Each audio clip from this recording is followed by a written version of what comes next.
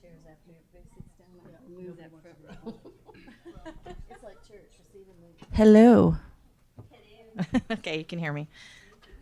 We're going to start. I think we gave it 10 minutes. This is everybody, I'm pretty sure. So we're going to start. We're going to do introductions and go down the line and kind of give a little bit of a spiel about who we are and what we do. So I'll start. I'm Renee Contreras. I'm on the Eureka City Council, and I am co-hosting this with Supervisor Arroyo.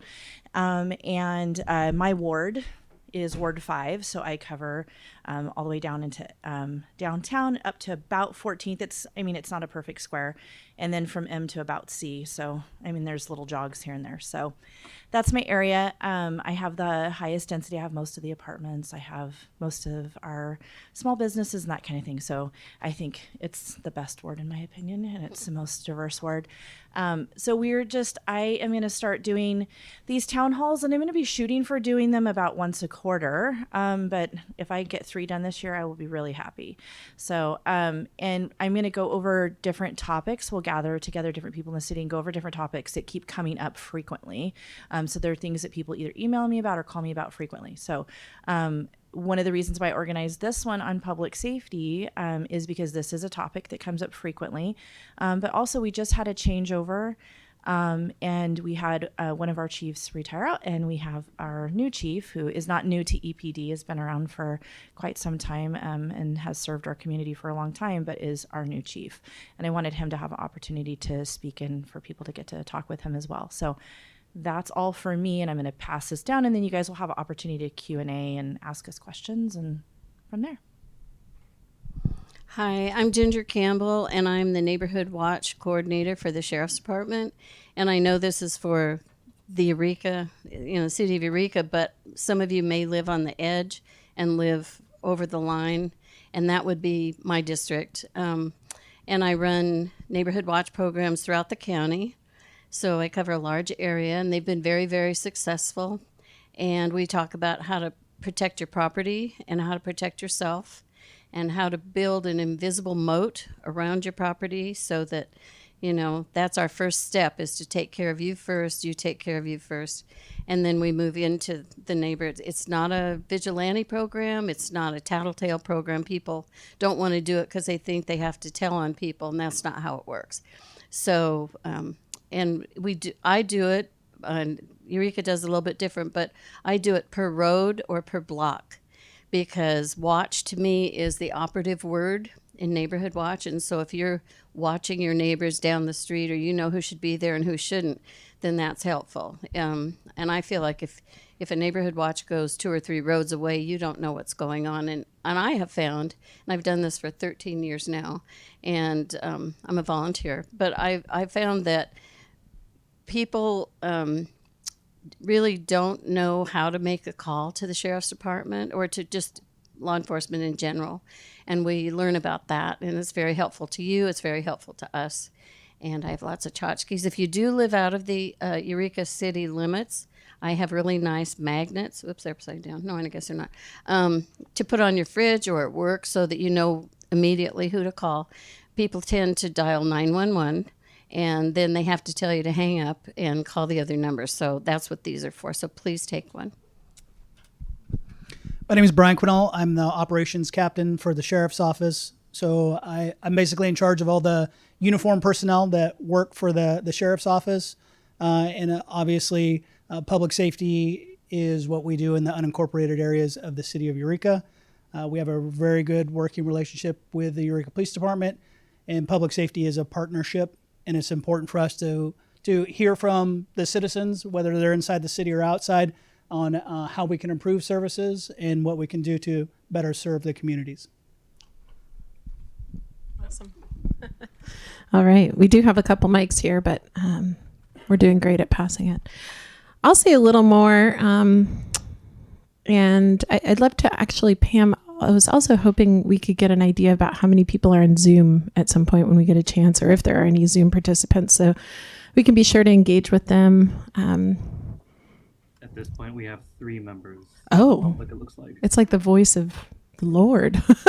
Like, wow, where'd that come from? Thank you, Derek. Very helpful. 3 folks on Zoom. Okay, well, hello, Zoom folks. welcome to you as well, and welcome to everyone here. So, Renee and I talked a little bit about this, and, I'll say, so I'm Natalie Arroyo. I'm the District 4 County Supervisor. So my district, of course, abuts Supervisor Bones, who's also here. Hi, Rex. And together we serve the city of Eureka. And then my district also includes Myrtletown and the Samoa Peninsula south of the bridge. So I also extended this invite to folks who live in those communities as well. And just so you all are aware, I just learned that the city of Eureka is now posting all meetings to YouTube in addition to Granicus. So in addition to having it recorded there, YouTube is, I think a little more accessible to some people and more familiar. So this is going to be available there too as a recording.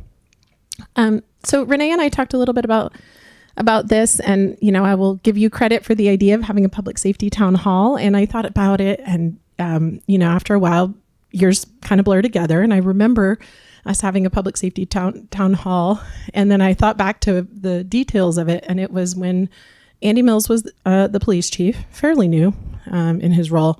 And when the Eureka Veterans Hall was open before it was renovated. So that was quite some time ago. It was probably about 2015, around there. And so that was the last time I remember specifically attending a public safety town hall. Now, there may have been some since, but that's the last one I personally was a participant in. So it's been a minute since we talked about this topic in particular. And I appreciated Renee having the idea. And, I've been joining in whenever I'm welcomed to these City of Eureka town halls, because I want to make sure that, since I serve the city and some of the outlying areas around the City of Eureka that are in the unincorporated part of the county, that I hear from people, and that we have this strong relationship between the city and the county, because we are so linked. So many county facilities are in the City of Eureka. Our employees come here, and obviously many of my constituents are here. So, that's kind of what brings me here today. I'm open to hearing from all of you. Another thing that I've been thinking a lot about, I recently finished my master's degree at Cal Poly, and the thing that I focused on was people's perception of safety while using trails. And I learned from doing extensive research and talking to a lot of people that safety means really different things to different people. And so, some of it was a sense of psychological safety. Some of it was feeling welcomed in a community space. Of course, safety from personal harm and, from being a victim of a crime, particularly a violent crime, was very important to people. And that sense of comfort that, you can go to a place and simply be yourself and not feel threatened, and even have a friendly rapport with other people. So there were a lot of different aspects of safety. There was much more nuance than that, but it made me think, I'd love to hear from people about what safety means to them, and, how we can do a better job. And we're always, I'll be honest, we're always struggling with resources and struggling with competing priorities. And, within the bounds of what we can do, I want to, adapt to what the community is looking for and asking for. So I'm all ears, interested in hearing from you. We do have cards if you want to take notes or, send in an anonymous question. Although I think with this small of a group, it's a little harder to anonymize things. So I think we'll just have a conversation. But, looking forward to hearing what you have to say and what your questions are around safety. Good morning, everyone. My name is Brian Stevens. I'm the Chief of Police with the City of Eureka, and thank you for being here. Tomorrow will start my 26th year with the City of Eureka. So I've been here quite a while and seen a lot of the changes that many of you talk about. You've seen the community go through and been involved in a lot of opportunities and different programs that we're instilling to help deal with some of those issues. As a society changes every day. Policing has to change every day. So it's our responsibility as the police department for the City of Eureka to continue to change and mold to what our city needs and what those community members in our city need from us as a police agency. So I've been asked a lot, coming into this role, what's your goals, what's your challenge, what are you looking to do? And I think it's different for me because I've been here so long. I've been in a role of, a second in command since 2014 when I was promoted to captain. Off and on, sharing the duties with the other captains. And it's a continuation of the great things that we're trying to do as an agency. But my main priorities right now are recruitment and retention. We have to continue to find a way to get more officers, more employees into our police department. Once we can fill the ranks, then a lot of the programs, a lot of the teams that we don't have right now, we can put back out on the street and start addressing some of the issues from a more aggressive, consistent standpoint.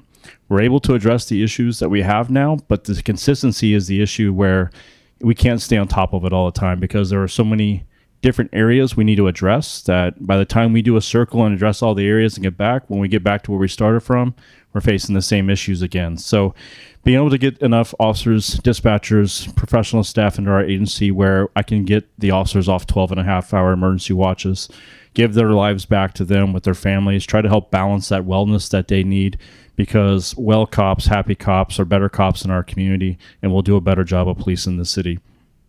We have seen a huge uptick in recruitment as far as the number of applications we're getting, which is a great sign, I think. You see that pendulum swing. I think a lot of it, we're still coming out of COVID and a lot of the COVID money, and now stuff is starting to change. People are trying to get back to work. And we had 30 applications for our record specialist position. We had 26 for our police recruit. Does that mean we're going to get 26 people? No. I mean, we hire from our population, and not everyone will make it through that, but it's encouraging to see the increase in the number of applications that we are getting in. We just hired a gentleman from Virginia as a lateral. He's got 6 years of experience in Virginia, so he'll be on the streets in about a month after he goes through his academy here in California. We currently have 2 recruits in the current academy. Hired one of them yesterday, finally got him through the background process. But he was loyal to us and started on his own dime in the academy. So that's the kind of relationships we're trying to build with those we're trying to bring into our family at EPD is, we're here for you once you get here, once we'll do everything we can to get you here and then try to help keep them working for us. We currently have 5 cadets in the background process, and we still have another 18 interviews to do. So I'm hopeful to have somewhere between 5 and 10 in the July academy. And that sounds great, and that may put us only 4 or 5 positions down come July, but we won't see those officers on the streets on their own until next April, because it's a 6-month academy, 4-month training program. So while it's great to have the numbers, you won't see the impacts until we actually can get them through the academy. But that is something positive for not only internally for us to look forward to, but I think the community too, and what we're trying to do. I will just reiterate with Captain Quinnell that we have a great working relationship with the Sheriff's Department. We both have been here a long time, and we find ourselves on a lot of scenes together and a lot of mutual aid calls. And without these partnerships with the local law enforcement agencies, these communities would be in a different state right now. I know at any point I can pick up the phone and any agency in this county will respond to help me with whatever I need. And the same way, I will send officers anywhere in this county or northern Mendocino if I have to assist another agency. We've gone down as far as to help on the fires before. So it's that rural kind of community trust, that rural cooperation that we have here that makes policing really unique in Eureka and Humboldt County, but also a lot of fun. So I'm open to questions, obviously. I do better in the back and forth, so I could talk all day about stuff you want to know. So I'd rather engage in a conversation, though. Just as a little, I don't think we said this yet. Because of the Zoom feature, anyone who's speaking, we really need you to have a mic. So even if you think you're loud, it's not about that. It's about the auditory capabilities of Zoom. So I think we'll have the mic and pass it around. I'm on the edge, so I'll do it. Okay, perfect. Everybody's hands, go ahead. Who wants it? Are we introducing or are we Asking asking questions? questions. Yep, you're welcome to ask. Yep, we're available for questions about any of it now. So, yeah. Okay. Do you want to start? I'll start. I have more comments, but maybe they'll lead into questions. Hi, everybody. I'm Patty. Born and raised here. I care deeply about this community, so I'm very involved. I'm glad, Natalie, that you said everybody's perception of safety is different, because I've been thinking a lot about that this morning, really deep. I went on Take Back Eureka and asked everybody, what are your concerns about public safety? Went on my personal page, and it was interesting to see the differences. A lot of them, I'll tell you, were exactly what you just said, Captain Stevens, getting staff, getting you guys up to, where we need to be, whatever it takes. I know that the community can't really do that, but they're hoping it happens very soon. That was probably the top comment. The second one was the safety of our roads, and this is where my mind went. What is council doing if they're ignoring the community of their concerns for the safety of their roads? We just watched you guys unanimously take $1.7 million from our Measure H tax fund to fix our roads, to fund a consultant, not even to put the trail in, to pay the consultant for this trail. So what are you telling your community about safety? We've got people posting tires with blown out tires, kids on board, from our streets in Eureka. Our streets are a mess, and safety to me right now is listening to your community, listening to their concerns. They are crying, they are screaming, they are blowing up social media about the potholes in our roads and how they're dangerous. We are playing whack-a-mole. We are literally driving crazy. I was driving crazy with EPD behind me the other day, and I'm like, pull me over, sober as can be, but I'm not going to blow out my tire. Not going to do it. So safety to me is it's deeper. It's the listening, the city council listening to the community, not just their stakeholder group about trails. To be honest, I'm tired of hearing about trails, and I'm tired of people telling us to bike this, bike that. Let's talk about our roads and being safe on the road.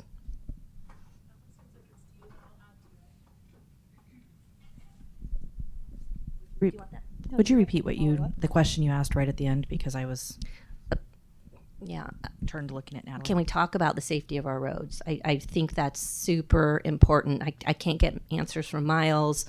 It always goes to the budget. So if it's a money issue and we just took $1.7 million from our budget, I just don't understand. You cannot drive 8th Street by Grant School. It's horrible. People are putting cones out. When a rainy day, you can't see those holes. It's not safe. So first, I would say I agree about the condition of our roads. And I think there's a combination of things that are going on. Well, no, I know there's a combination of things that are going on. So I don't live on one of the main roads. And so I don't know when or if my road will ever be paved, because it's just not a high priority. And the truth is, it's incredibly expensive to pave, and it's getting more and more expensive, and wildly expensive. There's also something else that's going on that I mentioned this just briefly a couple weeks ago during our city council meeting, but something else that's happening too is that there's a reduction in how much tax revenue that we see at the pump, because we have more and more electrical vehicles. And so there's still wear and tear on the roads and stuff like that, but we're not actually gathering as many taxes as in California anymore, and not locally either. And so one of the things, so I was appointed to a revenue and taxation committee for Cal Cities. And one of the things we are talking about is how do we get them to change legislation at the state level so that we come up with some way to recoup the funds that we are losing, because we have just as many vehicles on the road. We haven't actually really reduced them, but the people that are paying the taxes are paying at the pump. So there's kind of that too. So it's kind of a weird combination of things getting much more expensive, and then also we have less revenue to just even pay for it. Then you talk about at the city level. So what I understand, and this is prior to me being elected, my understanding is that some of it is there's quite a lot of deferred maintenance that just kind of got kicked down the road. And I think maybe people who had served prior to me might be able to answer to that better. But that's what I've heard, is that there was a lot of deferred maintenance for decades, a long time. And so our roads we're playing catch up. We're behind. Another aspect of it too, and this kind of speaks to sometime, I don't even want to talk about the dreaded bulb outs. I'm just going to be open. I'm going to be open with the fact that I don't like them. I've been open about that. So I don't always love everything that we do. I don't like them. Doesn't mean I don't overall support the plan of what we're trying to do. I just despise those things. But just gonna be honest. So anyway, so there's a combination of things going on, but one of them too is that, some of these projects that we start trying to move forward, we can get grant money if we do certain things, and we are I don't know if we still are, but I believe around the time I was elected, we're like the third poorest county in the state. It's a poor county, and it's kind of a poor city.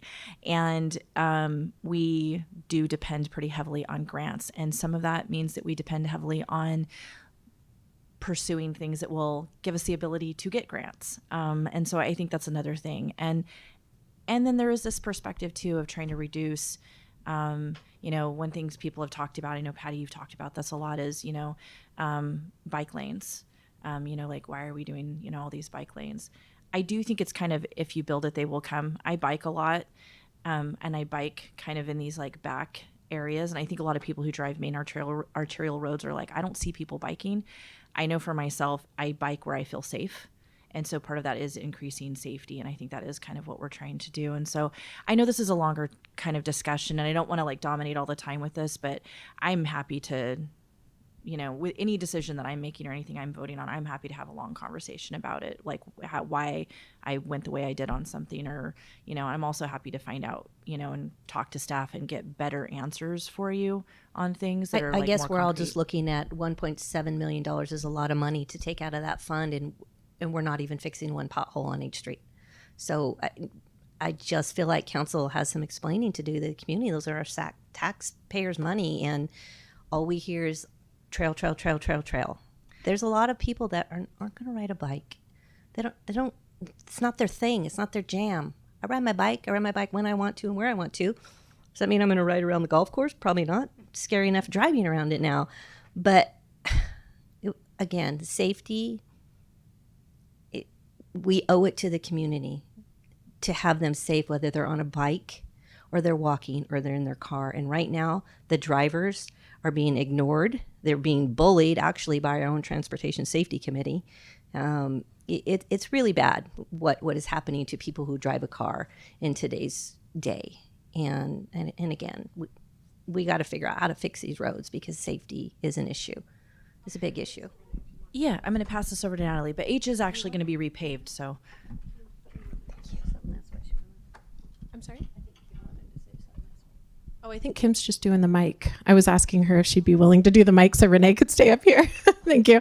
I'll jump in here, even though this question wasn't overtly to me. As you know, I was on the council doing a lot of the decision making for these things. So I'll take a little ownership for some of these decisions. And I'll say that also, we all know that county roads are in, I would say, far worse shape overall as far as the pavement condition. We measure road pavement condition according to a highly nerdy pavement condition index. I'm sure that the engineering department might not think it's as nerdy, but there's a lot of measuring that goes into it, and essentially it's on a scale of 0 to 100. And prior to Measure H in Eureka, I will say the pavement condition index was, citywide was much lower than it is now, because many of those arterials, meaning those bigger streets that get people to where they need to go and are more heavily used, have been paved, and there's more projects in the works. The county struggles with road condition. I mean, just the road network is so incredibly extensive. And folks may be aware that the board did make a decision recently to allocate an additional $1 million to roads. I actually didn't vote for that. It was more of a procedural reason than anything else. And it was about Measure Z, which has been I'll just say, a very contentious and difficult process as we get to the point where we're really seeing more need for those funds in more places and just simply not enough to go around. So anyway, that's a decision. I'd be happy to talk more about it another time, but back to roads and some of these projects that I want to be clear, I'm not speaking for the city anymore, but when I was a council member, we did choose to proceed with some of these projects that are now pretty controversial, and some of it has to do with the direction that we are seeing from state transportation planning directives around roadways for all users and traffic calming. And so I know people hate the bulb outs, but they make you slow down like to a crawl. That is the intent of bulb outs, in addition to making pedestrians more visible. And I live very close to the high school, and I have historically seen the teenagers who live in my neighborhood and walk to school running at full tilt across the streets, where we now have painted crosswalks, bulb outs. We'll soon have lane reductions, and now have flashing beacons at many of those intersections. I see the teenagers using them, and I'll just say right now, if it saves one, teenager from feeling terrified walking to school, then I think that was worth it. Probably many teenagers.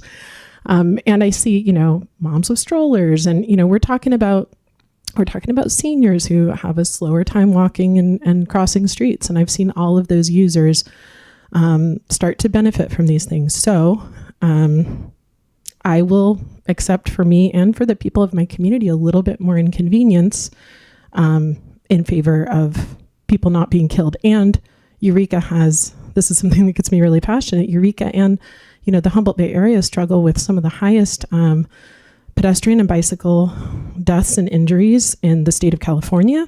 We struggle with, I think we're the second place winner for DUI. We might be in first place now. When you look at the data around Humboldt County and Eureka, both, we struggle with these transportation-related problems that are potentially deadly. So I know it's not what everyone likes to hear, but I'm in favor of a lot of those things. So I don't mind hearing that, because it is good information, but can we go deeper? Can you tell us about that data? Is that Broadway? How many, I went to Eureka High. I've lived my whole life. How many kids I get it. They run out there. They're stupid. It's been that way forever. It's nothing new. But I think the data is going to show that a lot of those deaths are Broadway. They're homeless. They're, not that that's here nor there. It's not the traffic that's the problem, though. Yeah, there are transportation safety presentations that the city has done.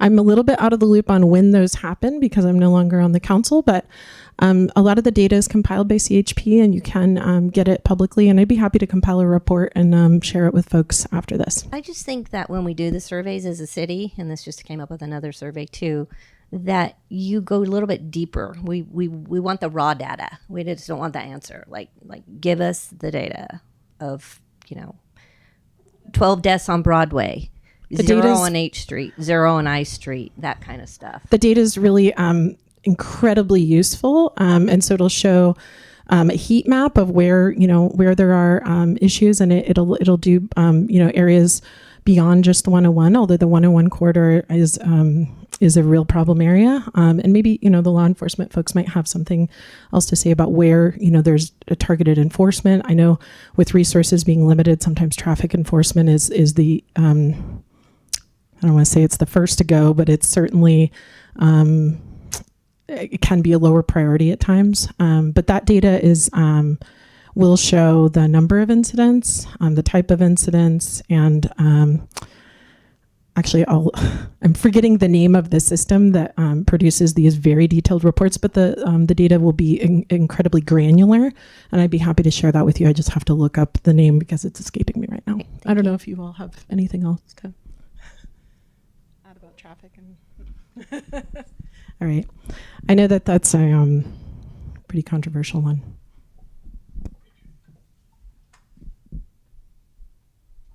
I just had a question. This is Joe Bonino. About traffic accidents. There's a lot of traffic accidents. Cars are always bashing into each other, and you think, well, there's red light, stoplight. When people cause a traffic accident, do they get a ticket?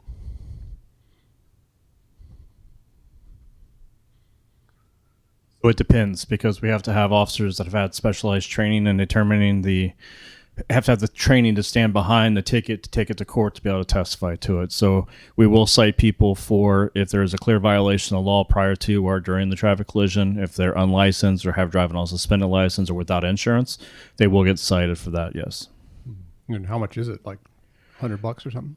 No, insurance tickets can run as high as I believe like $1,500 at times. No license, no insurance. Not only do you have a crash car, but you'll probably lose your car because it still can be impounded at times and held onto. So then there's additional fees you would have to pay. So I don't know any traffic citation that's like $100 in the state of California. Most of them are somewhere in the range of probably $300 to $600. Okay. Well, is there a way we could, or you guys could do some public service announcements to kind of just on TV and maybe get to these kids on their phones? Hey, cause an accident. It's going to be a $1,500 ticket.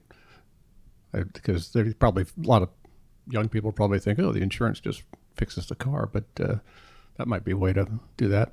Yeah, we do some announcements when it comes part of our OTS, the Office of Traffic Safety grant, and they require at certain times of the year when they see a certain increase in things that they have done the research on, we'll do certain press releases to help bring those issues to light, whether it's motorcycle safety, pedestrian safety, bicycle safety, distracted driving issues that we see.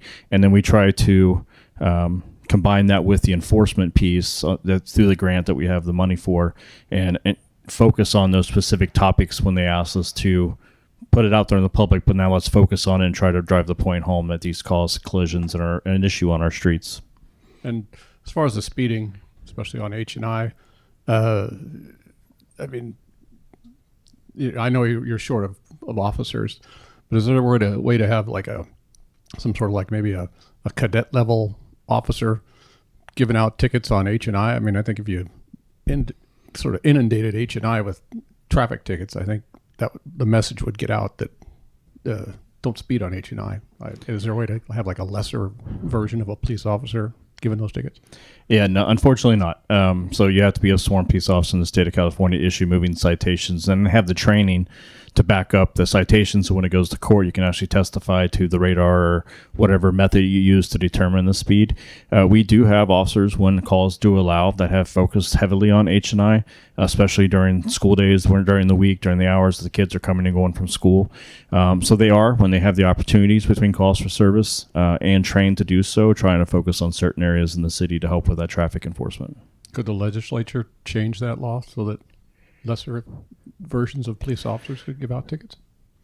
I doubt it, because there's such a safety issue, and you've seen it every day where, a cop somewhere in the United States does a traffic stop on somebody, what we think may be a simple traffic citation, then you run into a murder suspect, or, you get ambushed and shot. So, and then you look at the other side of California too, and there's some cities that will do no traffic enforcement whatsoever because they see a society issue with that and have completely banned officers from doing traffic citations or traffic stops in certain communities for certain types of offenses. So there's a real balance that has to take place in the state of California to do that. But as far as the cadets or somebody lesser of doing like traffic stops, I don't see that legislation ever happening in the state of California.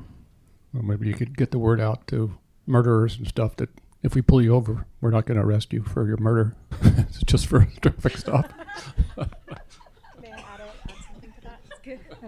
Joe, thanks for that question.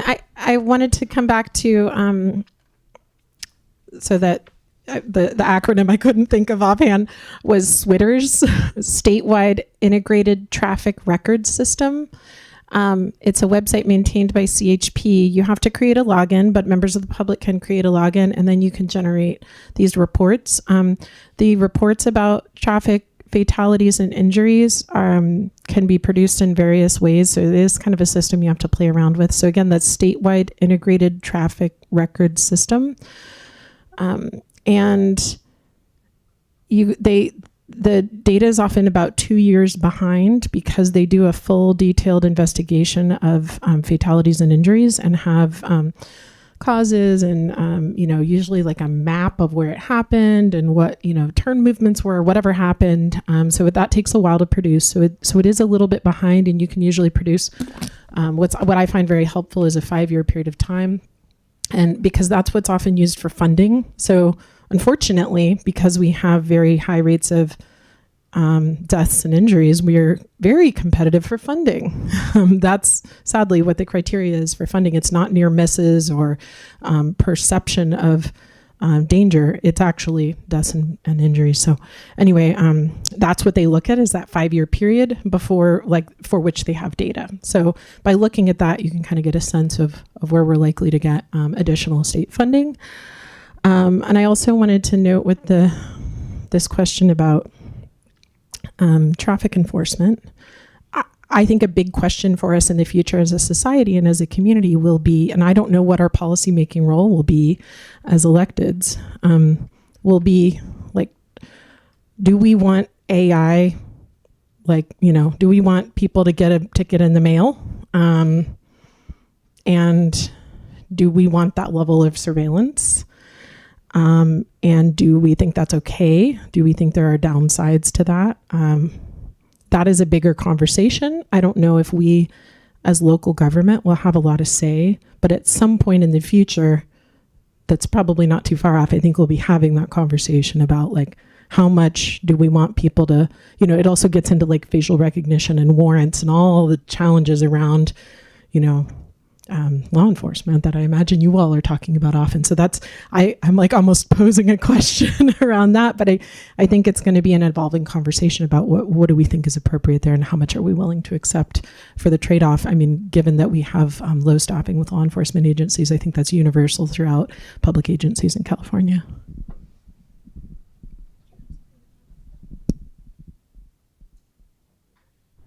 We do have a hand raised on Zoom if you would like to take that question. Okay. Jill, if you would like to unmute and go ahead and pose your question. Okay, can you hear me? Yes. Okay. One of the issues I have seen going down 6th and 7th and on Broadway, there are areas that are not well lit at night, and a lot of the population has dark coats in the winter, so you really can't see them. Is there any part of the budget that's going to add additional lighting so we can see the people crossing the street that are not in the crosswalks?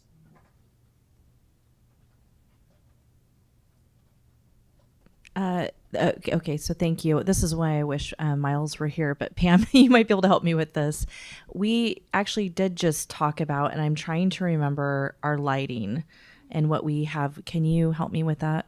Yes, Economic Development has a plan. It's called Light Up Eureka.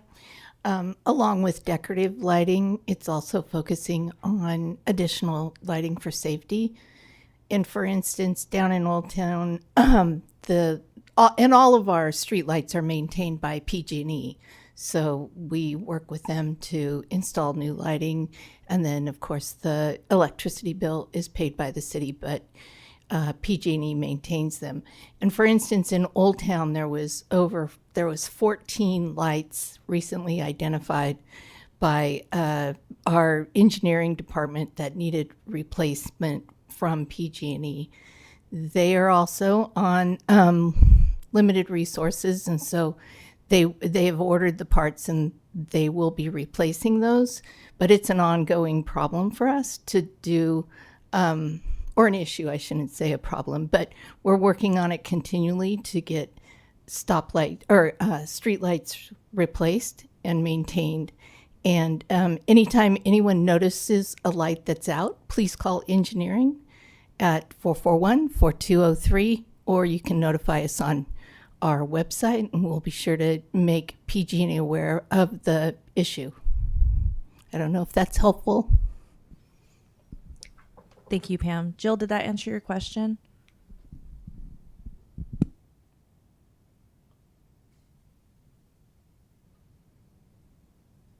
She muted herself. 1 second.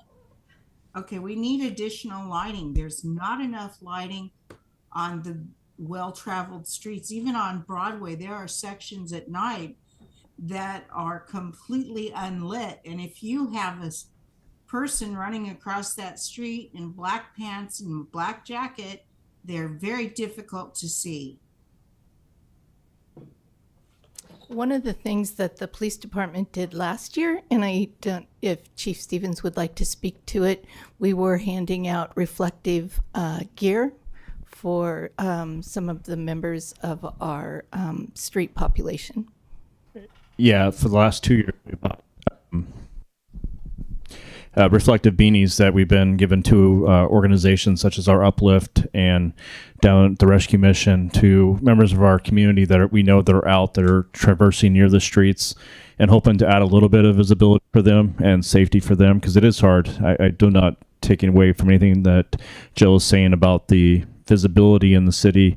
And even in the best lit areas on a rainy night, someone's wearing all black, it's still going to be very difficult. So it's a combination of, we all need to be patient.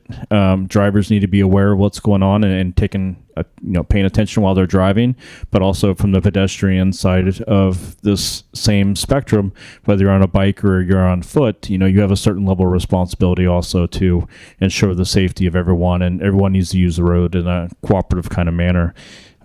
Caltrans also is working on a very extensive project for Broadway.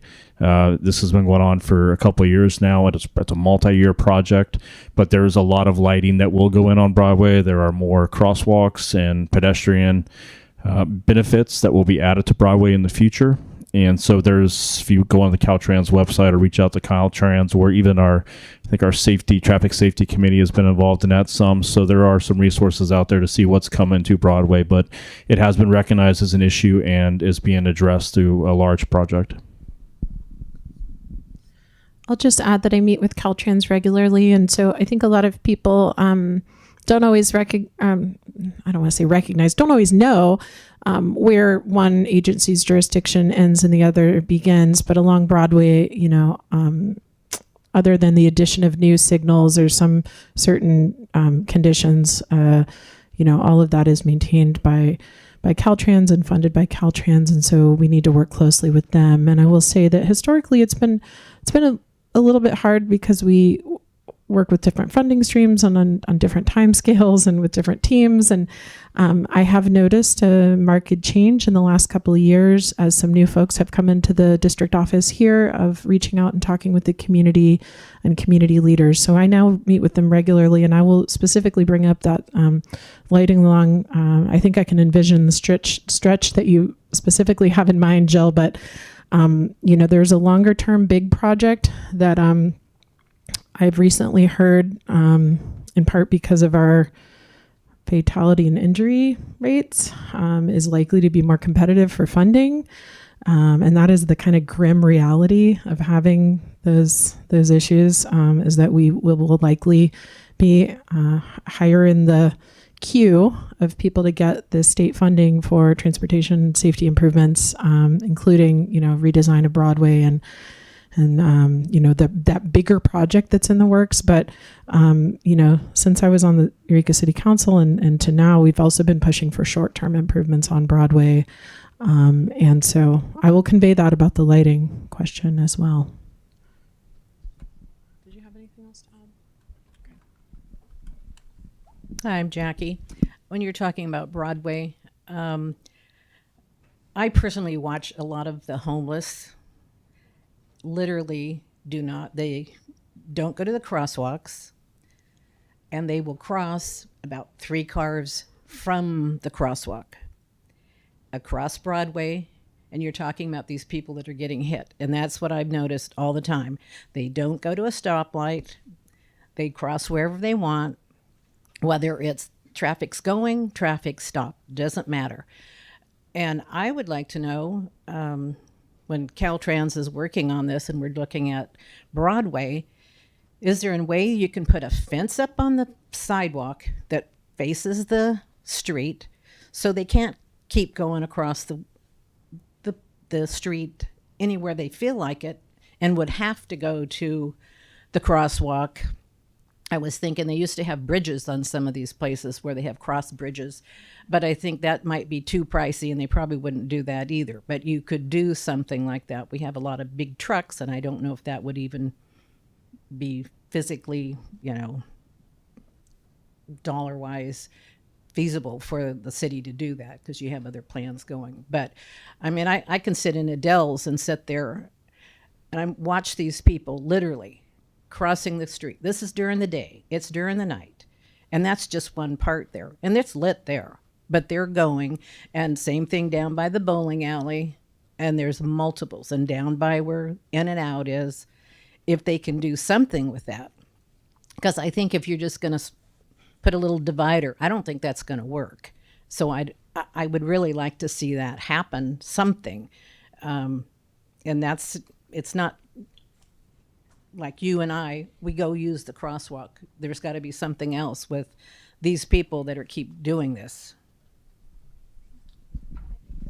I do recall Caltrans saying that they'd explored some kind of barrier, especially between Vigo and Hawthorne at one time. So that's a consideration, and a pedestrian overpass or something along those lines has been considered. It can be made high enough. It's quite expensive, so I think at the time that was not on the table. And then now that the data has changed, I think they're looking at it with a different lens. So I'll certainly pass that on the next time I meet with them. And it is, that wouldn't be the city of Eureka or the county's decision, but we can certainly convey a desire for it.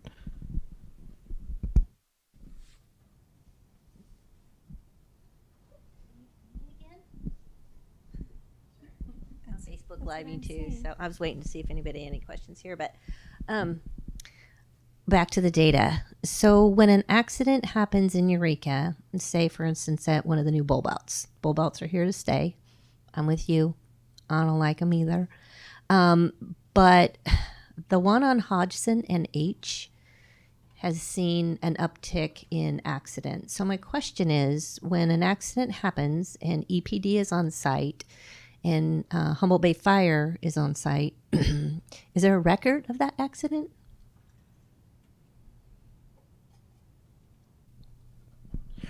So yeah, there's a record of every call for service both the Eureka Police Department and or Humboldt Bay Fire responds to, and that's contained within our CAT system. Now, a record versus a report is two different things based on what the accident was, whether it involved damage to city property or if it involved injuries, then there's probably a written report taken. If it's a non-injury traffic collision and everybody has insurance and they exchange information, a lot of times no written report will be taken, but there is a record of every call that we ever respond to within the city of Eureka. So we could pull data on that location in the last, whenever that bulb out went in was 2020, I believe, and see, we could get a count of incidents at that location. Yeah, anybody can put in a public records request for that type of information. Okay. I asked that question because my office used to be right there, and it was shortly after it was all completed, and there was accident after accident. And I sent Miles a text and said, hey, there's a problem here. Like, this is causing more accidents than, not. And he said he'd get right back to me, got right back to me, and said they don't have any record of anything. And I said, well, it's interesting. I've got a phone full of pictures for you, buddy, with EPD on site and Humboldt Bay Fire. So it's good to know that data is there. And I think maybe you could ask your staff if we're looking at some of those new bulb out intersections that have a higher incidence. I know the ones on H and Henderson and I in Henderson are having a lot of problems. Granted, one was somebody blew through a red light, but there's something happening. And it's not just because people, to quote Miles again, change is hard. People need to slow down. Something is, there's a problem. And if we need to adjust some of those bulb outs, we should be talking about it. And they should be looking at their data. Again, this goes back to public safety. So. Did you have something to add to that? I'm sorry. Do you want to go first? I had a question that someone emailed me that I was going to post, but go ahead. Okay. I just was going to address something really quick. I think, speaking to what we were talking about earlier, and I don't remember who was talking about it, H&I is problematic to begin with. And we've had a couple of, I think in the last few months, they've talked about rolled over vehicles that didn't have anything to do with the bulb outs, that had to do with how people are driving. So we've had people struck trying to cross with strollers. So, I mean, it's, again, and that's not people down on Broadway that are, maybe inebriated and not necessarily know where they're at. It's just, they're being treated kind of almost like freeways, those two streets are, which is why, and I want to clarify something I said earlier too about the bulb outs. I do not like the bulb outs, and however, that being said, I do think that it is good that it does slow people down around the corners, which was part of what we're trying to do. We're also trying to get people to quit cutting the corners at high speeds, and I think it accomplishes both those things, even though I also Hang on. They're not going to be able to hear you, Patty. Let's get you the mic so that you can be heard.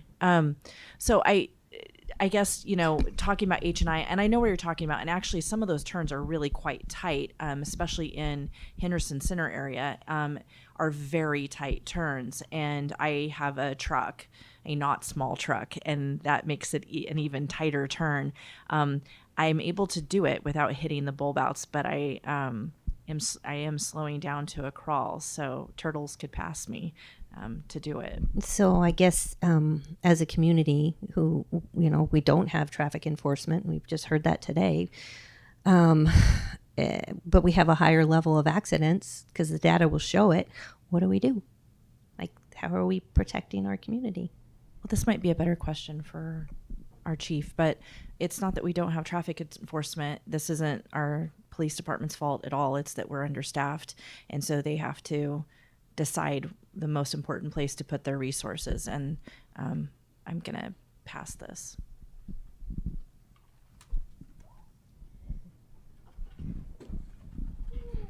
I think if you go back and look over the years, you'll find that it doesn't, traffic collisions rates and enforcement don't correlate. There was times, like I remember my career, I had one officer write 1,000 citations, and we still took 1,000 traffic collisions that year. So I don't believe that the fact that we're out there enforcing it, writing people tickets, while it will change the behavior of those who receive the tickets, it not necessarily will change the driving behavior of all that's creating some of the traffic collisions. So I think we've seen it, there's not a direct correlation on how much enforcement we do versus that being able to lower the number of traffic collisions. Now, if we focused on one area and that's all we did in that one area, like 6th or 7th and I&H, yeah, we may be able to slow it down a little bit. But what we see is you see generally a trend lower in traffic collisions with environmental design changes. You see traffic lights that are stay in red longer all 4 ways to give that chance for that person that generally runs the red light. You get a chance to see that before it happens. You'll see some of the major intersections now where the crosswalk sign will change before the light turns green. That way the pedestrian can be seen in the crosswalk before they have to make a turn. So we still do enforcement, and we do enforcement in areas where we believe it's going to have the most impact, like H&I around the school, any of those school zones, some of those intersections. But you won't find that there is a direct correlations to a deterrent with traffic collisions just because we're doing enforcement in a particular area or writing a number of tickets.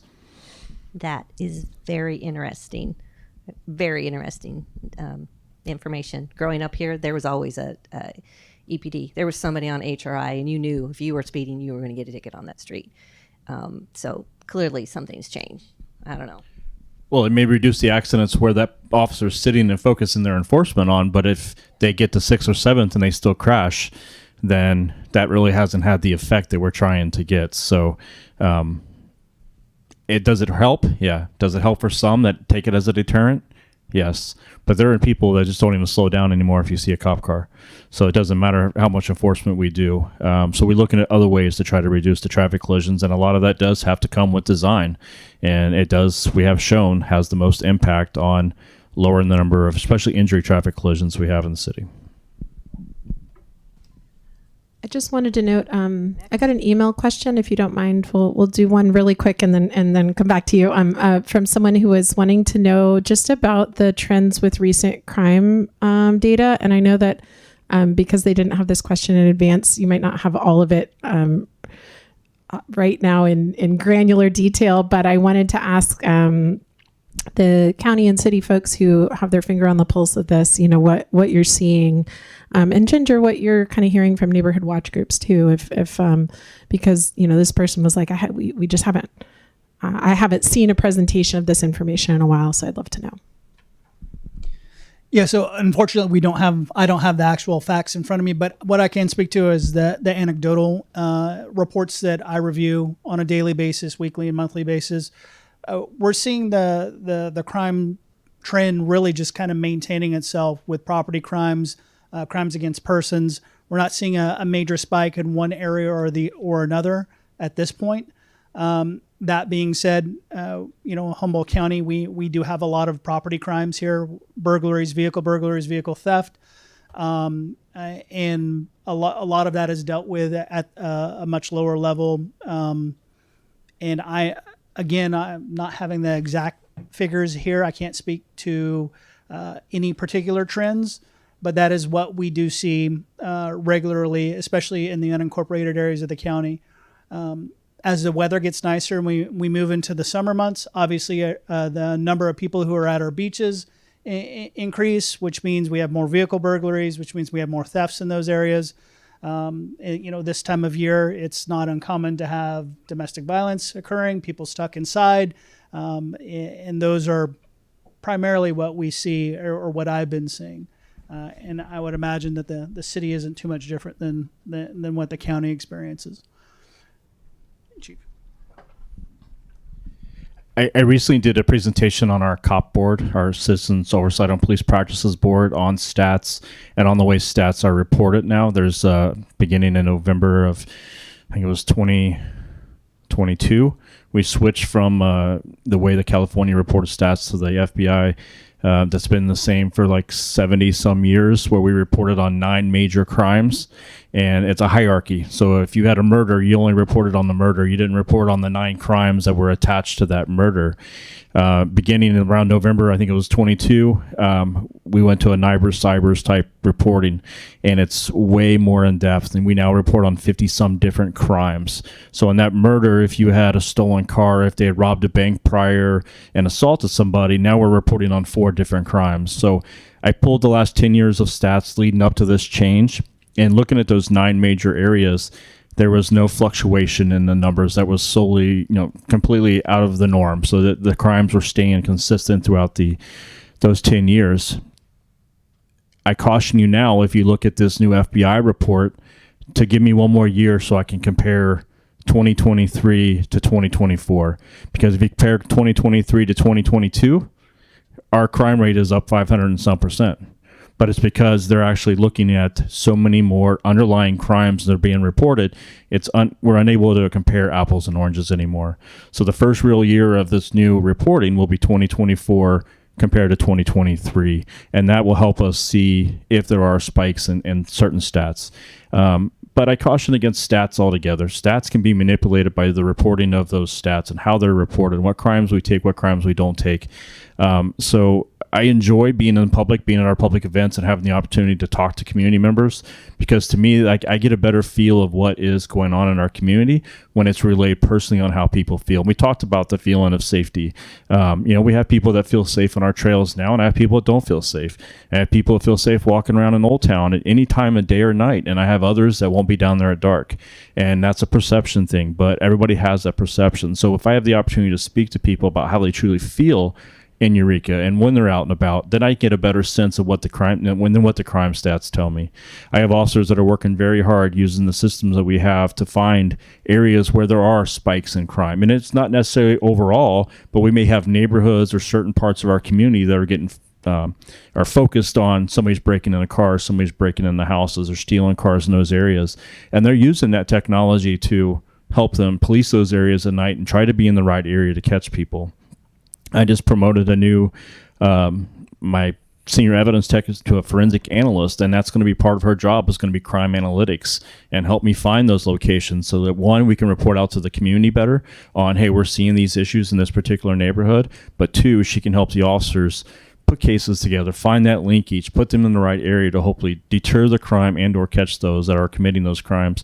And those are the crimes that are still, especially breaking into homes. That's your castle. People still get prosecuted for that part of crimes in California. A lot of the other stuff, the laws were passed that really ties our hands, but it doesn't mean we're not out there trying to catch them and trying to hold them accountable. Okay, so here's the real story. No. When I do Neighborhood Watch, a lot of crimes are never, ever reported. And they know that. I mean, we all know that. Because people are afraid to report the crime. If it's a neighbor, they're afraid of retaliation. I don't find much retaliation in all the years I've done this, very little. But people just don't report the crime, or they don't want to bother the police, or they'll call the next morning because they don't want to call in the middle of the night, which drives me nuts. But I still, people like to work at night. Some of our deputies like the night shift because there's lots going on. And I always kind of say, well, it's like if you're in the hospital and you're all hooked up and you fall out of bed, you wait till morning to call the nurse. That makes no sense. And it makes no sense not to call when something's happening. So that's why it's really important to learn about how to make calls, how to make effective calls, how to get called back if you need to. But I have found that people are still really annoyed by somebody breaking into their car. That's a really big deal. That's one of our main calls.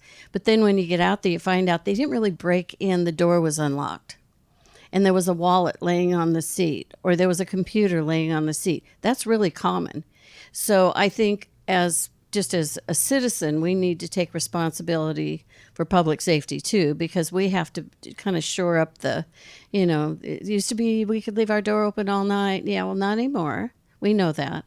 But we have to, and even in the rural areas, they say, well, we're out here, we take care of ourselves.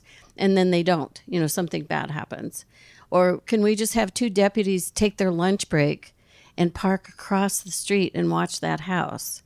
And I said, we have lunch breaks? Brian, do we have lunch breaks? I never knew they had lunch breaks because they don't.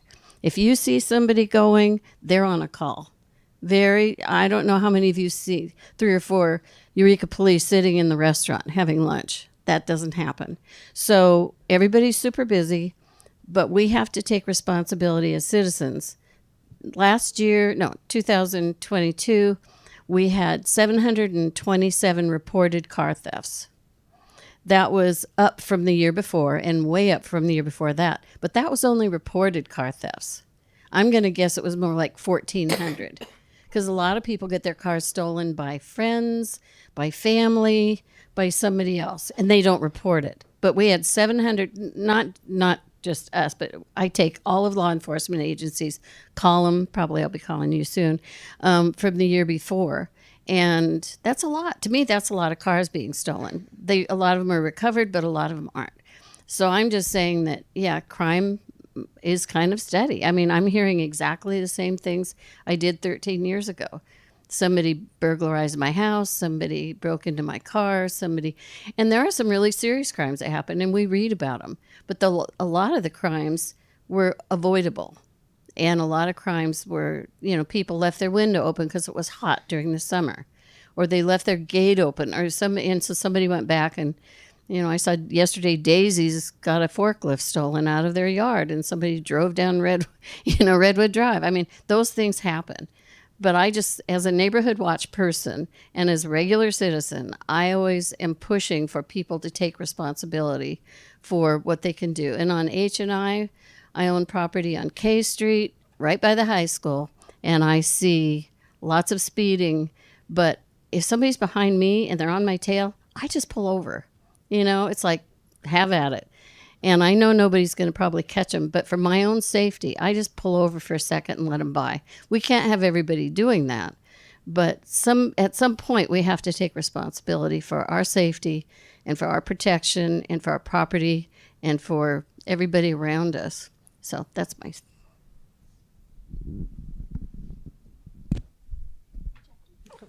Now I can remember. I didn't think about that. Well, you've changed my mind on a few things here, or my subject. With the public safety part now, when you're talking about burglaries, I've had people come up into my yard, and I live by the high school. I'm on O Street, and it's not a through street. There's a dead end there. But, I mean, part of it stopped when COVID hit, and we had no more recycling. They aren't coming up and getting into my trash cans and going through everything. But I had somebody come through there on a bicycle, and I looked out. I thought it was my grandson coming through because he lives behind me. It's some guy on a bike, and I yelled at him to get out of there, and he did. I called the police, and I was a little upset because the dispatcher asked me, which way did they go? And I said, I am not going outside to see if this person's still there, to see if it's going up or down the street. I felt that they could have had something better to, call me again if you see them. And this is like 11 o'clock at night.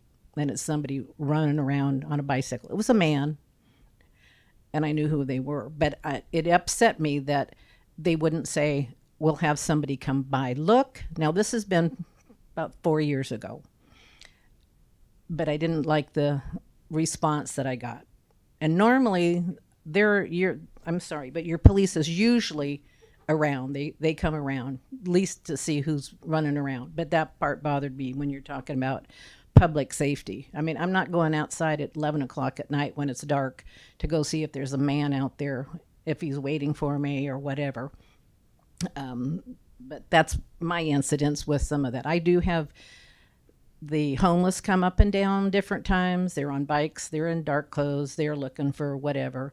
And you're talking about the cars lately. I watch the neighborhood thing sometimes. There's a lot of cars being smashed. Their windows are actually being smashed. It's not that they forgot to leave their car unlocked or whatever. There is that too. But lately it seems like there's a lot of them actually breaking the windows to get whatever's in there. I don't leave anything in there.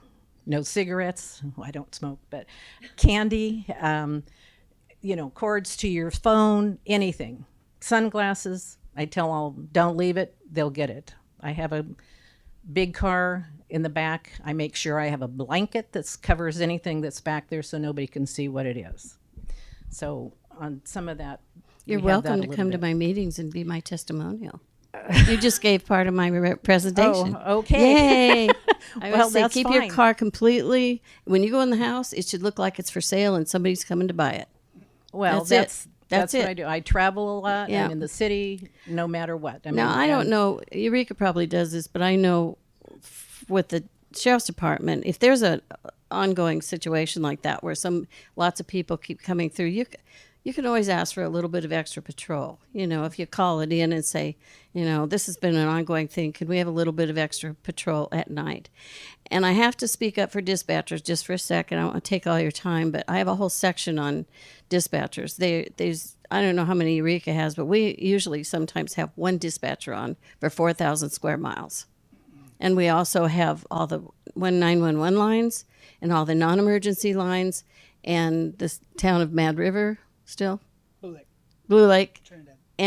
Trinidad. But, and Shelter Cove. We have to cover all that area with one person. So they have to triage the calls. And I always tell people a murder, a rape, an assault, an abused child, a traffic collision's going to trump your car getting broken into, and you understand that. And sometimes they don't come till the next day. And sometimes they don't come at all, because if you didn't lose anything, really, if your car just got broken into, that never trumps these other things that are going on because of our staff. But and the reason they ask, I'll tell you, the reason they ask what direction they went is because not that they're not going to come to see you, maybe they didn't, but if they have somebody else out, and Eureka PD has more people than we do in a smaller area, they can go to the other side and get the person on the other side. And I always say, don't say they're going north, south, east, or west, because a lot of people think that north is that way, and they'll go down that way. So you always say they're heading toward O Street, or they're heading toward Dolby, or they're heading, so that's just stuff that we cover in Neighborhood Watch. But I understand your frustration. I live in Upper Bay in Arcata, and, we had we had Public Works put one of those digital signs up on how fast you go. And actually, Sun Valley paid for it because I'm their worst enemy on this. I always call your people are speeding. And so immediately, as soon as they put that sign up, the speed limit, everybody started speeding because they wanted to see how fast they could go. It was like you can see it. And as old as I am, I can see it all the way down to where it is by my house from Pacific Union School. I can see what the number is. And then we have bicyclists. I have hundreds of bicyclists that go by there all the time, these guys in their little outfits. And they will stop and they'll have somebody watch and they'll go as fast as they can to see how fast their bicycles are going. So it has not helped the problem because, so I go out there and put my hand up. But, and people complain about potholes. Oh my gosh, it's potholes are everywhere. But I get what you're saying about potholes. But people... On Buttermilk, we had people complaining about all the potholes. So in Arcata, they filled all the potholes, they resurfaced. But we said, as soon as we fill these, people are going to speed. It's going to become a racetrack. So every day APD got calls for pothole. And now we have 50 miles an hour, 60 miles an hour. It becomes so there's always a trade-off in these kinds of things. Better roads make faster drivers. Unfortunately, that's just what happens. So I love O Street, by the way. I love the little park there. Thank you. Yeah, I called Public Works because I have a bus that comes through also, and they've come and filled a couple of the holes that have kind of gotten put on there. But the potholes are worse. They're right there on Del Norte in front of the high school. Yeah. I go up and down there. And when you're talking, I'm back onto the bulb outs now. Not you. Well, because you were talking about, there's been a lot of accidents all around them, Henderson and H especially. But part of that was because the road wasn't fixed and the cars were down in the hole. They actually went into them. But I also drive a big car, and the bulb outs in Henderson Center on Grotto and E is horrible. If you want to turn there, you have to wait. Otherwise, if there's a car coming once across in your lane, you have to wait until they get past you, because when you go out to turn, my car's big. I usually end up having to go into the other lane to make my turn at Grotto and E. It's right there by the bank. I've had trucks have to stop completely so the cars can go out and make the turns. And it seems like they should make them, you can make them out, but leave the big cement block off of there so they could at least make the turn.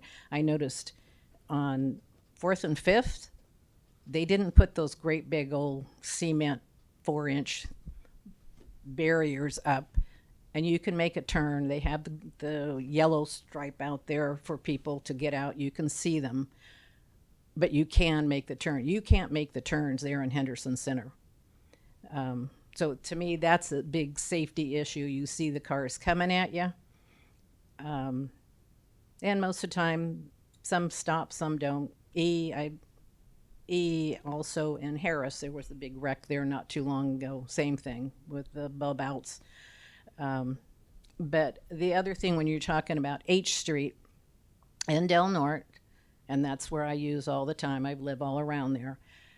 For years, I've asked to put a light on that street because it turns, it jogs. And the only lights are 14th Street, and the next one is at Boone. So it's a little speed race going through. I've asked and asked. The kids go straight across there from the high school, lunchtime, morning, noon. They're going across so they can go to the little market over on F Street or whatever that is. But they still haven't put a light there. They're putting those little beaker things in, and you got to step on, press it. Half the people aren't going to see it for a while because you just don't. And I would really like to see a light put there. I think it would stop a lot of the traffic from speeding through there. They'd have to stop, and I think the kids could go through much better. That's all I have to say. Thank you, Jackie. Yeah, I'm just going to reply just briefly. even though that wasn't a question, but I agree. I know the area you're talking about. I'm on the other side of the little market, so I live a couple blocks the other direction, and lights are very costly, but I agree there's a number of areas where I think lights and stop signs, some of the businesses downtown have said, I wish we had a stop sign like right here. And I think, yeah, when you're right there and you're the one that's kind of watching it, you can kind of see what's happening in those areas. And that is a fast area. And, you know, and I think going back to what our chief was saying earlier, you know, like changing design on stuff, I mean, it is kind of why, that is why we're doing some of what we're doing, is we're trying to structure and change things, because then the design itself changes behavior. And so, and hopefully, and does increase safety. The more we can get people to slow down and really look at what they're doing. I mean, we've all done it. I drove across the country in 2014 with a Ford F-350 and a 32-foot fifth wheel. We decided we were going to do this grand adventure. You watch very closely what you're doing, especially when you hit these really narrow roads. And there were places where we were on one lane roads. And so that's kind of the idea behind why they've narrowed some of them, or why on H&I they're even going to remove a lane, is to try to get people to slow down, to not view it as a freeway. And there is actually a lot of research that they've done about streets like that. And when you have streets like H&I, what happens and how it kind of creates sort of dysfunction even in community flow patterns. There's better terms for this. I don't know the terms. But it changes how people interact with the streets, how they interact with their neighbors, how they interact with their parks. And so having these, what we've realized over time is, I don't have a problem with cars. Like, I am not anti-car. But we don't want to have a dominant car culture at the expense of every other method of transportation, including your legs. And so, you know, we have to have kind of everybody feel like they can move around and get around. And those, but one of the things they've discovered is streets like H&I, now they know, looking at these, they are not safe, because it basically creates freeways to the middle of towns. And a lot of cities are eliminating these and trying to do other things to get rid of them, because they are dangerous. And it's just one of those things that back in the day, the transportation priorities, once upon a time, I mean, you know, we've been driving for like 100 years, you know, and we didn't know all the different consequences that were going to come from some of what we did. Now we do. But, you know, once upon a time, the idea was get everybody, as many people as possible, going as fast as they can to wherever they're going. We don't, you know, as quickly and conveniently as possible. And then we realized that a lot of people were getting turfed. And so now there's probably a better term for that. Sorry. But, but, you know, so now we're like, okay, how do we make sure, you know, that like maybe this wasn't such a good idea. Maybe we need to make people have to take 20 minutes to get to where they're going instead of 10, so that we don't run over moms with buggies. So.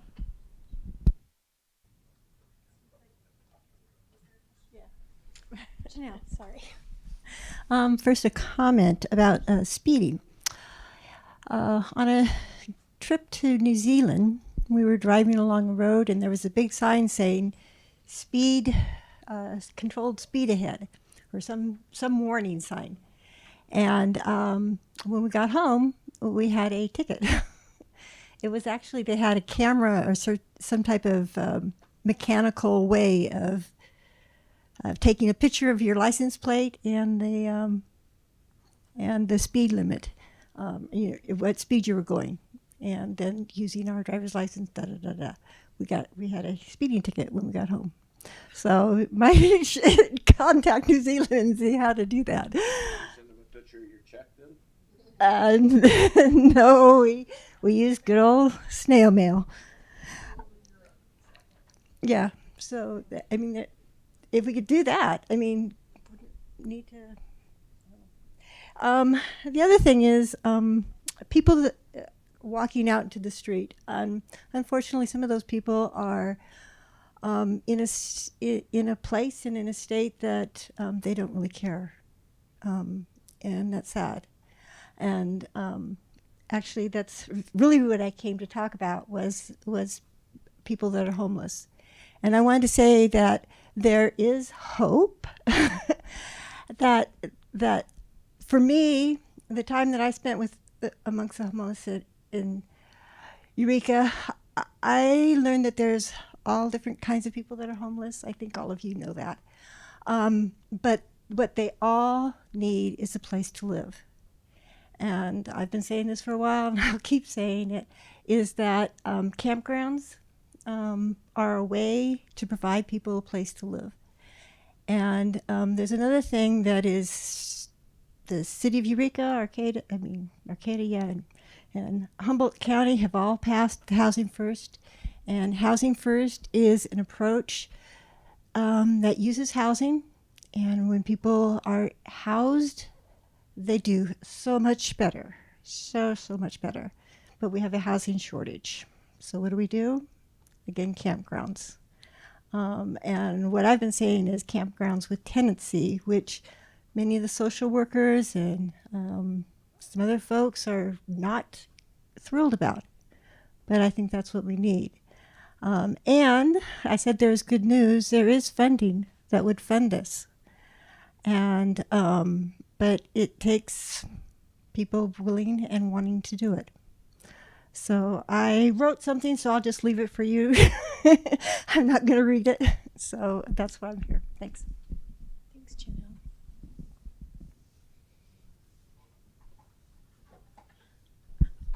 Before you go, could I just ask the Thanks, chief Janelle. to Yeah. clarify something? So could you clarify how that works with the pictures? Because my understanding is that it's really hard to enforce or yeah, that's what my understanding is.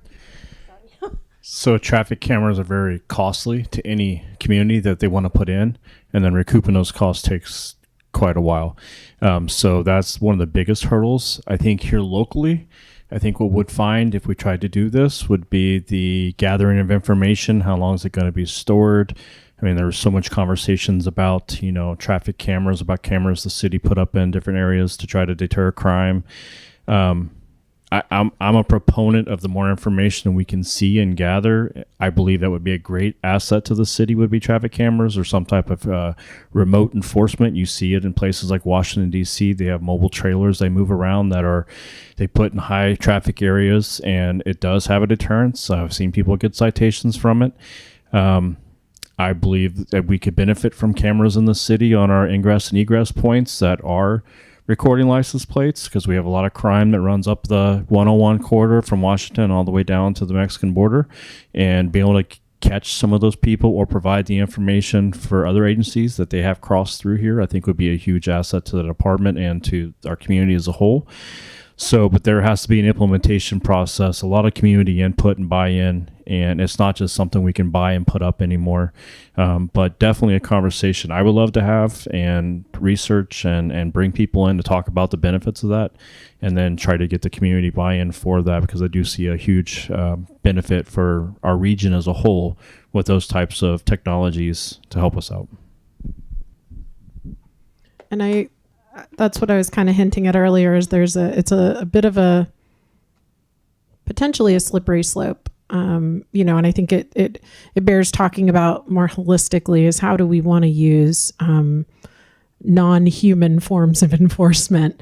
How do we want to use, cameras? Then that it gets into the question of facial recognition. And for some people, it's like license plates, okay, but facial recognition, no. But then, there's maybe a gray area in between. So I think it's a worthy conversation to have. And I think it's one that rural communities in particular are going to have sooner maybe than urban communities, even where, we're a spread out county. And I don't know, I'm curious on that topic of license plate photos and potentially facial recognition down the line, that kind of thing. I wonder what the conversations have been in your department. So the sheriff's office is currently working on a proposal to put up multiple license plate readers throughout the county at most of the ingress and egress points through 101, 36, 299. I'm not a part of that project, but I do know that we're moving forward with it. It's my understanding the one we're looking at going to is called Flock, and basically it records the license plate and can recognize the type, make, and color of the vehicle itself. As far as being able to identify the driver, I don't believe it does that. So it is something we're looking at as a tool to help law enforcement, not just in our region, but in our neighboring areas as well. Again, with the dwindling resources that we have as far as actual police officers or deputies on the streets, we sometimes lean on technology to help fill those gaps. And we think that this might be one of those areas that may be very beneficial. But again, as to the chief said, we need to get the public's support, the public's buy-in on this before there's any type of full implementation moving forward with it.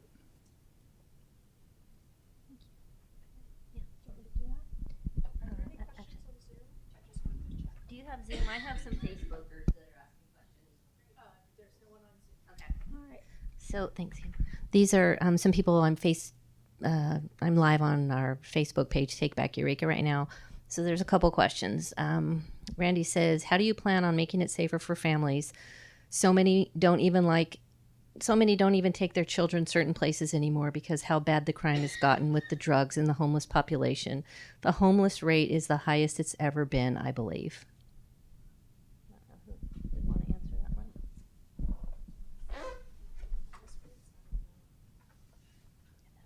I'll editorialize for 1 second before I pass it to the chief. I think now this is good to learn that maybe we should seek questions before the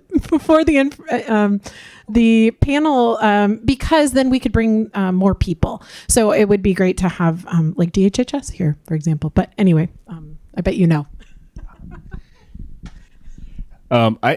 Historically, I don't know that we're seeing higher homeless rates. I know the county just did their point in time count. Every 2 years, the city of Eureka does our own for just the city. And we use a mechanism by which the employees take tablets out. We ask a certain amount of questions so we can gather true details and intel on how long have they been suffering from homelessness, where did they come from, is this generational, do they have other resources. I think there's like 15 questions we ask, but we also can go back then and confirm we haven't talked to the same person twice. So when we get done over like a 3-month period of doing this point in time count, we're pretty confident that we've contacted a correct number of individuals in the city that are actually suffering from homelessness. So I haven't seen, and Commander LaFrance, you can just shake your head yes or no, I haven't seen an increase in those numbers historically and definitely not recently. It may seem like a lot, and a lot of times this comes through because of the time of year it is. There's a lot of our green belts now that are flooded out.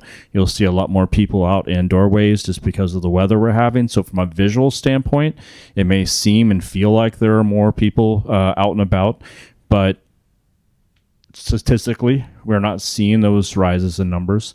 If there are particular areas that Randy's having problems in or that they're facing, then please share those with us.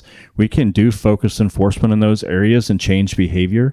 That's a lot of our efforts are put toward complaint-based type stuff. So we can't focus everywhere in the city right now, but if we're getting concerns about certain areas, we had an incident in Cooper's Gulch where there was a fire, so we went in and took care of that. Now there's other projects taking place down there.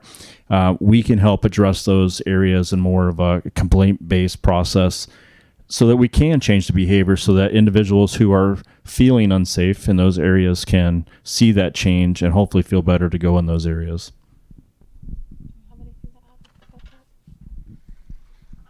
Yeah, again, with limited resources, we need to know where to put our deputies and our police officers. So again, if there's an issue, please call, because it helps inform our decisions when it comes to deploying the very limited resources that we have.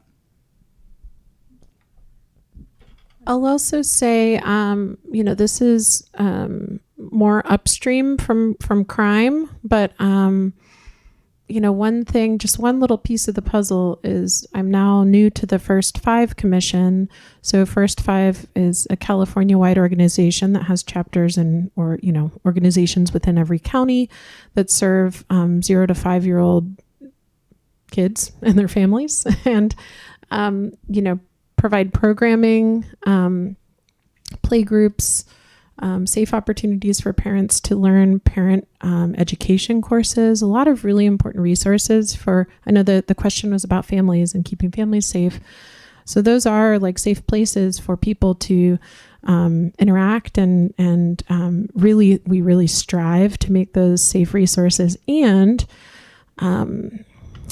statewide, the First Five's funding has declined precipitously. It's an interesting challenge because the bulk of the funding came from a tobacco tax, and while it's wonderful that people are smoking less, there hasn't been substitute funding found to kind of fill those coffers now that smoking has declined, which is a good public health outcome and difficult for First Five. So we continue to have really phenomenal programming. So I don't know, what age of children people are talking about, but it's just helpful to look into and share the resources about what First Five offers. We have not seen a decline in services or staffing yet, but we'll need to look for other revenue sources, of course, and there's a lot of irons in the fire on that. But I just wanted to say that those play groups are a resource. They meet all over Humboldt County. There's several in the Eureka area, really focused on creating a safe and welcoming environment. And I think the perception of safety thing that we've all talked about here, it's complex, and so I'd be interested in hearing questions about what more specific aspects of that it sounded like for this individual it was largely related to seeing a lot of homeless individuals, and I know there's a lot of work being done on housing right now, and as you can see, it takes a long time to get housing built. Like the road maintenance, I think the housing building was decades behind when we realized, oh shoot, we're really low on housing stock, and so there were some policy changes that needed to happen, and some kickstarting of projects that needed to happen because all the various market conditions were such, and the policy situation was such that it wasn't as easy or profitable to build housing. So now we're seeing that we have to catch up and have to incentivize that in other ways. And it's been a slog. I will say I've been in government now as an elected for 10 years, and we're just now starting to see the projects materialize that we really started in earnest 10 years ago. Kim and I both were at that table. So yeah, so my youngest child is 4, and so I am out and about in town a lot with them. So I kind of want to address that a little bit because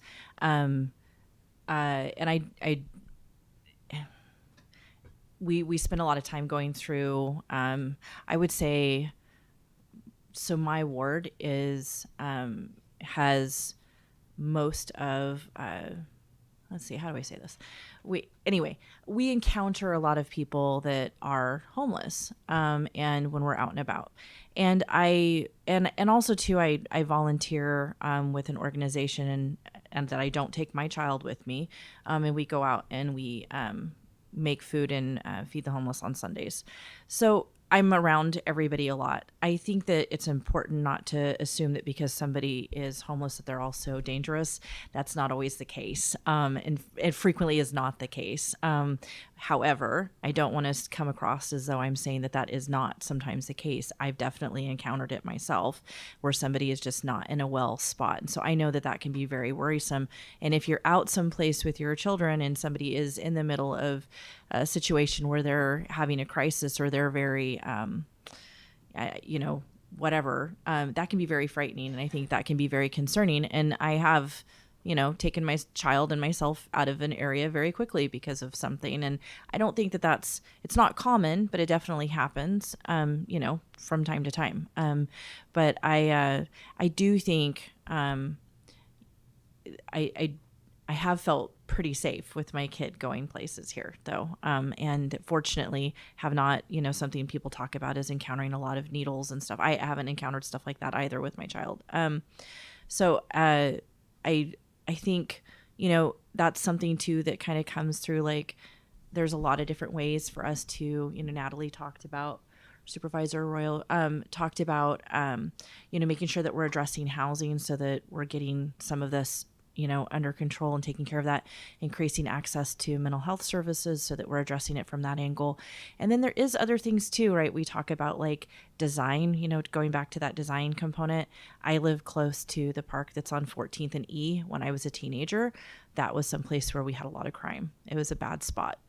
That's my neighborhood park, and we have pie socials there, and we take our child there all the time. That is not at all what it was 30 years ago when I was a teenager.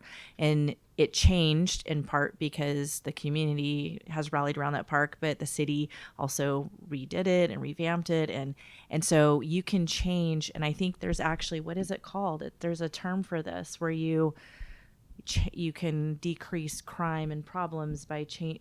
Brian's nodding. Yeah, thank you. Yes. Help me. Crime prevention through environmental design. See, I knew that. So, but yeah, that you can actually change how people, interact with a space. And so I think that's part of it too. And the city is really trying to, we have this kind of enthusiastic parks department, and I am very enthusiastic about parks because they're free. They're the thing that everybody can do, whatever they have for families, and so I think and you can anchor neighborhoods and create these nice spaces there too. And our little park down there depends on neighbors going out and weeding and taking care of it, and it's working in our community gardens. And now we've got a little cute library, and that's kind of the like happy bubbly balloon part of stuff that you get to do at the city, is fixing and improving things like that also deter crime. But,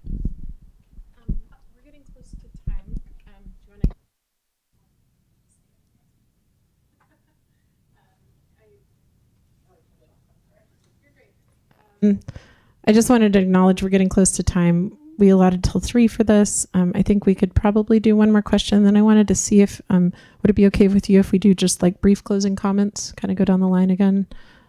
I'm looking at you, Renee. Is that cool with you? Springing this on her. So maybe we could take one more and then go to that. I have a question. It's a little different, off topic here. Drug houses. What's being done about drug houses? I found that I went online and reported one, but since I didn't know the people and I didn't know who the property owner was, it got kicked back to me. I'm not sure what avenue you took to report it. I went online to the sheriff's department because I understand that they handle the drug houses now. Or they're doing the whatever. So I'm not sure why it would have been kicked back to you. If you've identified a house that you believe that narcotics are being sold out of, then obviously that's information that we want.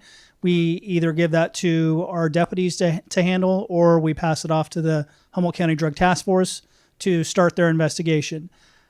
Having been a member of the Humboldt County Drug Task Force a few years ago, I can tell you this, it takes a long time to develop that kind of investigation and get enough probable cause to write a search warrant before you actually see any type of enforcement action. So I reported it in the summer. Okay. So again, if we can talk after the meeting and I can get the address and I can make sure that the agents are working on that investigation for you. But sometimes it can take over a year to develop an investigation like that. Okay. Thank you. So just to clarify, they should be reporting it to the sheriff's office, and EPD can help get that to the right place. Yeah, I mean, if it's in the city limits, please report it to us. There are other avenues, too, we can take sometimes. Well, we don't have a problem-oriented policing team right now, which used to be the unit that would focus primarily on that for us. We do work closely with code enforcement. There may be other issues going on at the property that we can utilize other resources to address, and especially if it's a rental property versus a home-owned property, that's a big piece of being able to address them a lot quicker if they're rental properties. So please report them. And again, we have some very eager young officers that are out there and about and that can work closely with code enforcement to come up with solutions to some of these neighborhood problems.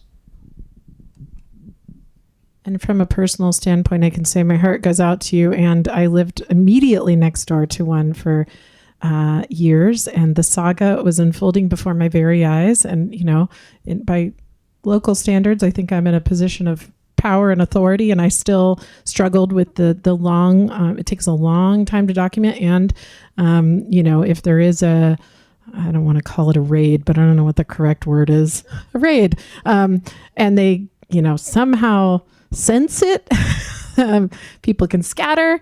And, so it was a long and arduous process. And,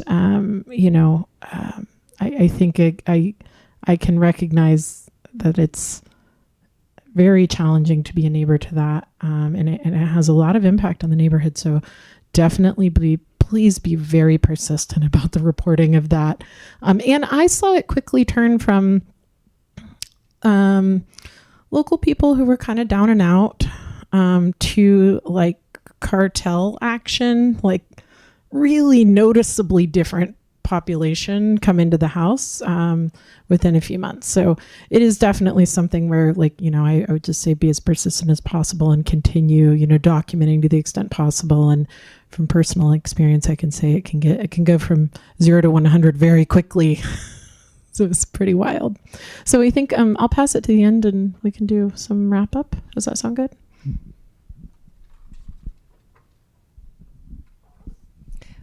So I hope this has been helpful. It certainly has been, actually, to me. I feel like I've learned a lot, and just getting to have everybody.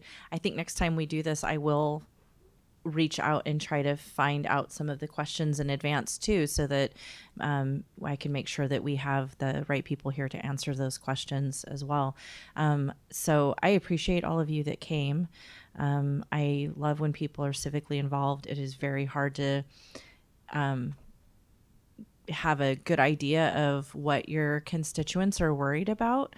And that increased engagement, I always appreciate it, even if we disagree or even if someone is really upset. I still really appreciate the interaction, because then it gives me an idea of what concerns are on people's minds. And that way I can do a better job representing them and representing their concerns. So I appreciate you guys coming out in the middle of a Saturday that's cold and rainy. It's not cold, it's just raining. Thank you for inviting me. Neighborhood Watch. Let's do it. I will solve your problem. Oh, you do? Oh, I thought you said you called the sheriff's department.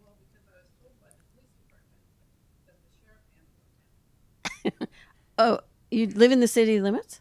Oh, well, anybody that lives outside of the city limits, I'd be happy to do Neighborhood Watch with you. That's good. Freshwater's good. I need one out there. There's stuff going on, and I don't have any. That's okay. Let's do it. I'll see you right after the meeting. Thank you for the invitation. We, the Sheriff's Office, we really appreciate being here and listening to the community. Obviously, public safety is a wide swath, right? We heard that today, from roads to homeless people to potential drug houses and lighting issues and everything else. So it's great to have this feedback, especially for those of us who make those resource deployments, to know where the concerns are at. So thank you again for coming out on a Saturday and providing that input. It definitely helps us in making decisions moving forward. I may have jumped the gun on timing. I thought it was later than it was, but we're going to be done a little bit early. But I imagine then we could make ourselves available for additional questions if folks are able to do that. Thank you very much. I want to first start by saying I get a little excited, maybe worked up about my passion for protecting in some way, shape, or form the most vulnerable roadway users, as I see them, which are, you know, often seniors, kids. And I hear the concern and the request to keep balanced priorities, and to include, you know, drivers of vehicles who need to navigate roadways safely in the conversation as well. And I appreciate the feedback and the concerns that were raised earlier. And I got a little passionate in my response. And I'll keep being passionate about that. And I also hear you. And you know, I've invested a lot of time and energy in learning about this approach of crime prevention through environmental design, which I would encourage folks to really explore. There's a lot of great publications out there on this topic. It's still it's certainly not the only framework for making structural changes to our community that can help keep us safe, that ultimately, you know, reduce the likelihood of crime in certain locations, but it is a good framework. And it's still widely used by a lot of law enforcement agencies. And I gained a lot from learning about it. So, and it, I actually don't know if the city's SEPTED team is still a thing. Okay, so I'll do a pitch for the crime prevention through environmental design team that can work with business owners. Is it just businesses? Maybe I should let you talk about this. Okay, will you talk about SEPTED really quick? The city does have a SEPTED program, and it's a combination of individuals from different pieces of the community, both from law enforcement, code enforcement, engineering, public works, and then the economic development team. And there are some grants out there that can assist businesses in the city of Eureka with funding to help from a security standpoint to make your business more secure, increase lighting, add cameras, but also from a beautification standpoint. So there's a facade grant, and both of those have particular requirements. But the city is very open and to bending those and working with the businesses and business owners, property owners to make things safer. So I would ask you to reach out to Swan Asbury from the Economic Development, and she can help set up meetings. And we come out, we look at your property, we work with you on those properties, and then you put up those items, and you can be reimbursed for either 100% of some of those items up to a particular dollar amount, or 25% up to another particular dollar amount. So it's a great program. We've seen some success in the city, and it is there for you to use. Anything else from you? Maybe. Just to wrap things up. So anyway, thank you for coming. Thank you for participating. Thank you for watching the live Facebook Live and the YouTube and whatnot that comes after this. So I did also want to say something we didn't talk much about, but that is active with both the county and the city, respectively, is the MIST team, the Multiple Intervention Services team. Did I get the acronym right? Yes, which helps work with individuals who may have mental or behavioral health challenges and need a connection to resources, as well as the CARE team in Eureka, which is the community. I can't remember. Kim, can you remember? Crisis Alternative Response of Eureka, the CARE team, which also works with law enforcement to address those challenges. And, I will just say those have been much requested by the community and are, services that really help integrate behavioral health needs with law enforcement response, which I hear a lot about as an elected official. So it's in the top 3 things I hear about is people's concern about how to respond to someone with a behavioral health need happening. And sometimes they're anxious to involve law enforcement because they're worried about the outcome. And so just knowing that those resources are out there is helpful. I think I'll just cap it there. I always encourage folks to reach out to me. Often email is best. I'm happy to call you, but sometimes that's just a good way to make sure I definitely flag it and get it in the queue for response. Since Natalie brought it up, I will talk briefly about the CARE program because it's kind of exciting. The city's CARE program is expanding. We're on the verge of being able to go to a 24-hour response. And even more than that is just the relationship we have, the assistance it provides, the officers on the street. Right now, we take about 40 hours of our time a month is taken away because CARE is there. So almost one officer's full-time work for a week is being returned back to the streets of Eureka because CARE can take over on some of these calls and actually have a better outcome because law enforcement isn't needed there. So it's truly what we're working for is 24-hour coverage. It'll be a 2-person team that's capable of responding anytime, day or night. And with or without a law enforcement response, that's a huge thing in our society right now is, does law enforcement need to respond to these? Sometimes, absolutely, we will. We need to because the safety of everyone involved is such that we need to be there. But there are times when we don't need to stay. And there's times maybe because this is a client that's already under a case manager that we won't need to go. So the expansion of this program is going to have huge benefits for the city of Eureka, the greater Eureka area, and definitely for the Eureka Police Department. So excited to talk about that in the future and see that actually come to fruition.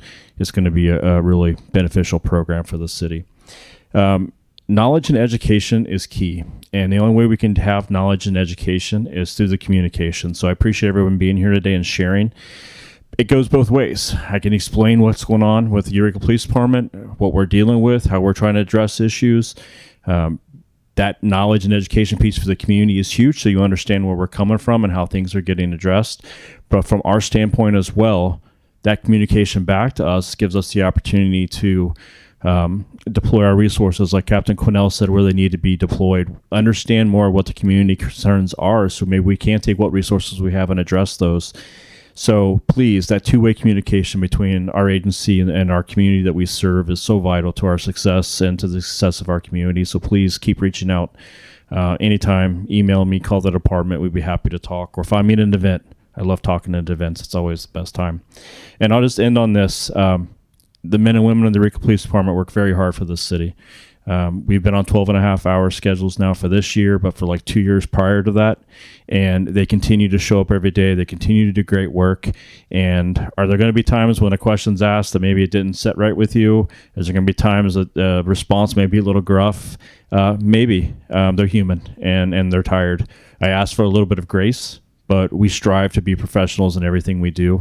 And I am working hard to instill that and encourage that in everyone. And I know I see it every day from inside the department and from outside, the great work they do. So just know we will show up. We will be there for you no matter what our staffing levels are. And there hasn't been a challenge yet that the Eureka Police Department hasn't stepped up to overcome. So please work with us. We'll work with you and we'll make it better, Eureka.